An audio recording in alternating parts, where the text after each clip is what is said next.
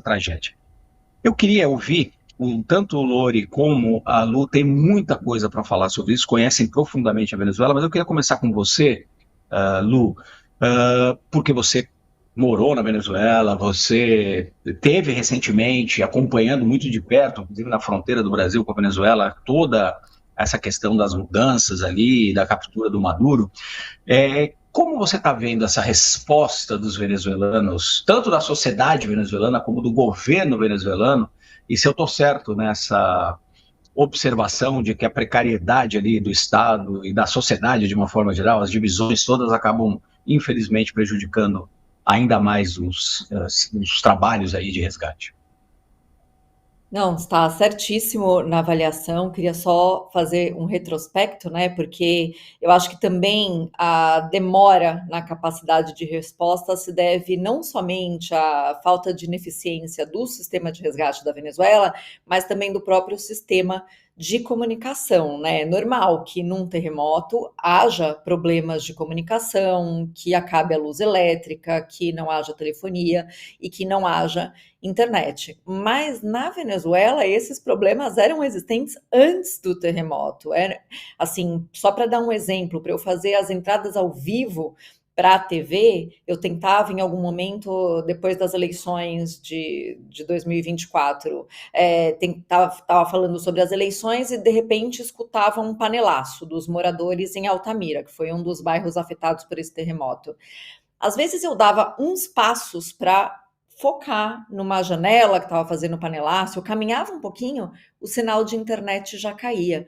Isso num contexto sem terremoto. Então, o que aconteceu também foi que demorou muito para circular a informação do que realmente tinha acontecido e acredito que até internamente entre os órgãos que poderiam responder na Venezuela. Então, inicialmente, a informação que chegava era de dois edifícios que caíram numa região de classe média alta, que era Los Palos Grandes.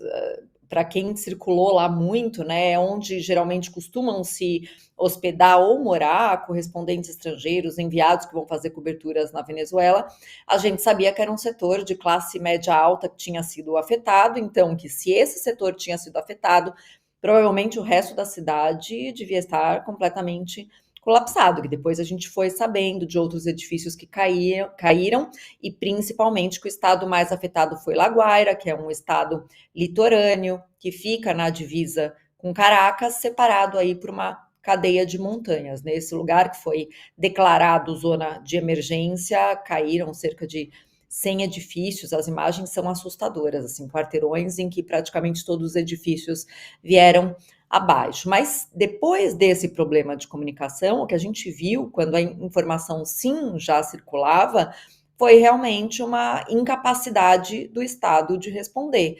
Então, os moradores, os venezuelanos pedindo ajuda desesperada para conseguir ferramentas como pá, capacete.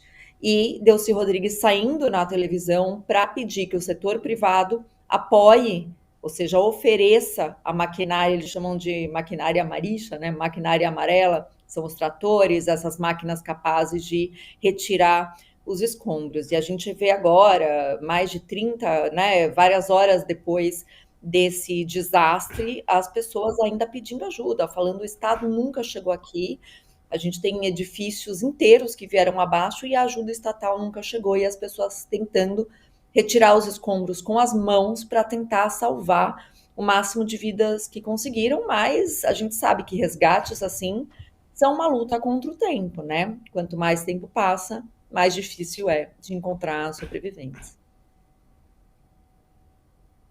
Lorival, como você viu aí esses aspectos todos, né, que a gente mencionou aqui? Claro, tem o aspecto humanitário, obviamente, da tragédia, mas em que medida essa tragédia foi maior ainda por conta das dificuldades da Venezuela?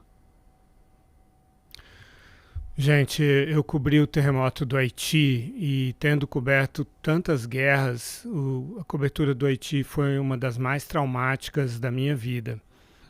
É muito chocante, muito triste você ver parentes perto de prédios, de escombros, às vezes ouvindo os gritos dos seus parentes e não poder fazer nada, né? A falta de recursos materiais nessa hora é muito dolorosa, porque são vidas que vão embora por falta de recursos. Eu estava ouvindo agora um depoimento de um médico cujo filho é estudante de medicina, morava com 4 estudantes de medicina. 3 morreram soterrados. O quarto, que era o sobrevivente, ficou 12 horas esperando para ser resgatado e no caminho para o hospital morreu, né? E o que o Américo lembrou das pessoas falando, cadê os militares, né? Os militares que foram tão presentes ao longo desse regime, mas que foram presentes para proteger o regime do povo, né? E não para ajudar o povo, para proteger o povo. São tantas lições desse terremoto, porque quando a Delcy Rodrigues pede ajuda do setor privado, o setor privado foi totalmente excluído por esse regime, né? Ao longo dessas 2 décadas e meia, milhares de empresas privadas fecharam, né? Milhões de venezuelanos foram embora porque não viam como trabalhar, como viver naquele país. A Venezuela, antes do chavismo, era um país muito desigual, como acontece com a maioria dos países produtores de petróleo, né? O petróleo ele gera muita riqueza e geralmente gera regimes mais autoritários. No caso da Venezuela era uma democracia, mas uma democracia muito elitista. E aí veio o Chávez, eu cobri toda a história do Chávez e do Maduro, e fui lá incontáveis vezes, e eu lembro de pessoas pobres me dizendo assim, o Chávez é a primeira pessoa que liga para nós, que se importa conosco. E aí ele se aproveitou desse sentimento para se perpetuar no poder, mas da forma mais perversa e mais ineficiente possível, né? Tentando fazer com que o Estado tomasse conta de tudo. E a gente sabe que isso não funciona, o Estado não é bom para substituir a iniciativa privada. E aí outra grande ironia triste nessa história é que o regime ele foi todo montado em cima de grupos, né, que recebiam dinheiro do Estado, né, que eram grupos mobilizados pelo Estado nos bairros, as missões, né, missão disso, missão daquilo, e que na verdade a ideologia era de que essas pessoas iam ajudar o povo, mas não, a gente sempre soube que eles estavam lá só mobilizados para intimidar a população nas manifestações contra o governo, para arranjar brigas, arruaças. Eram homens geralmente arruaceiros, fortes, armados, com walkie-talkies e motocicletas, para intimidar manifestantes. Tanto assim que, onde estão essas pessoas? Onde estão os missioneiros que deveriam ajudar o povo, proteger o povo, né? Então é muito trágico, é muito doloroso para os venezuelanos.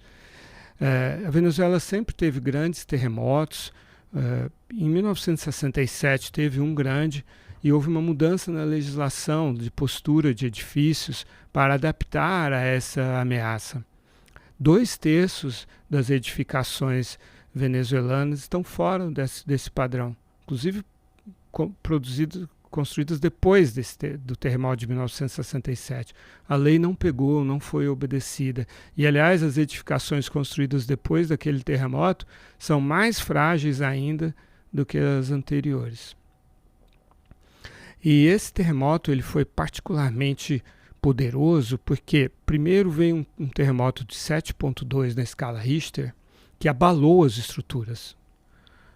E aí, 39 segundos depois, veio um de 7,5, e 7,5 é 2 vezes maior em termos de amplitude sísmica e 3 vezes maior em termos de energia liberada, porque a escala ela é logarítmica, ela não é linear.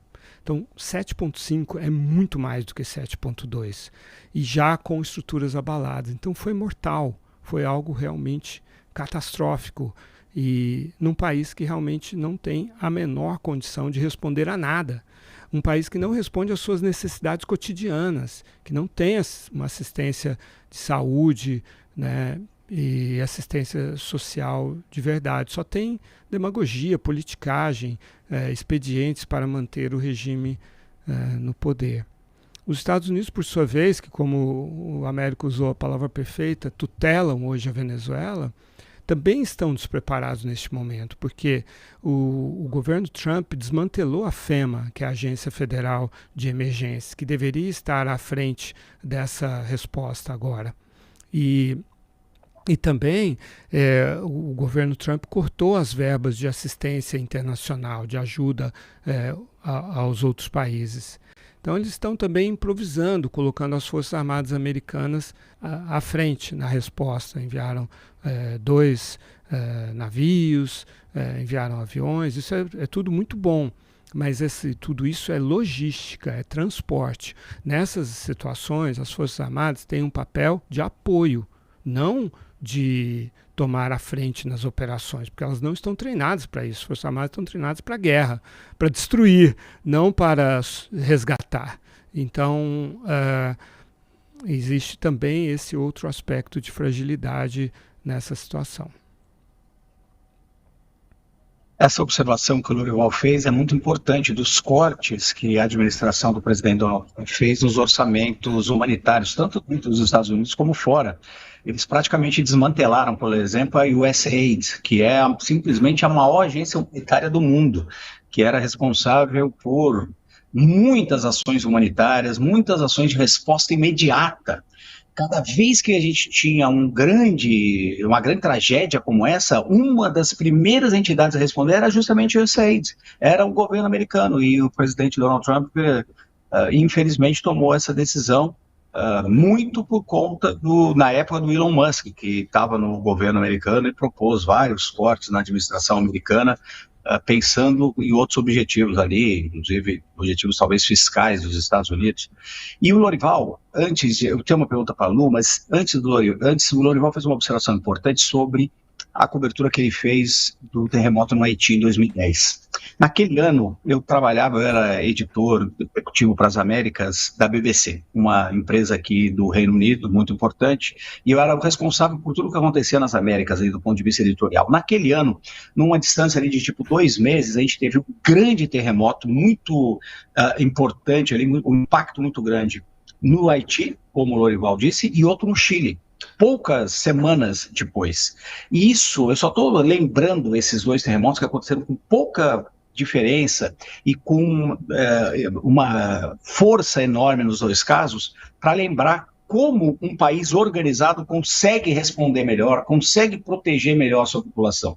A gente teve centenas, infelizmente, de mortos no Chile, que conseguiu responder muito rapidamente, inclusive com alertas de tsunami, etc. O país estava muito mais preparado para isso, e no Haiti a gente teve mais de 160 mil mortos. Não sabemos nem o número exato de pessoas que morreram naquele terremoto. Enfim, é um dos exemplos de como um país estruturado, que tem um governo mais eficiente, consegue responder e proteger melhor a sua população. Lu, do ponto de vista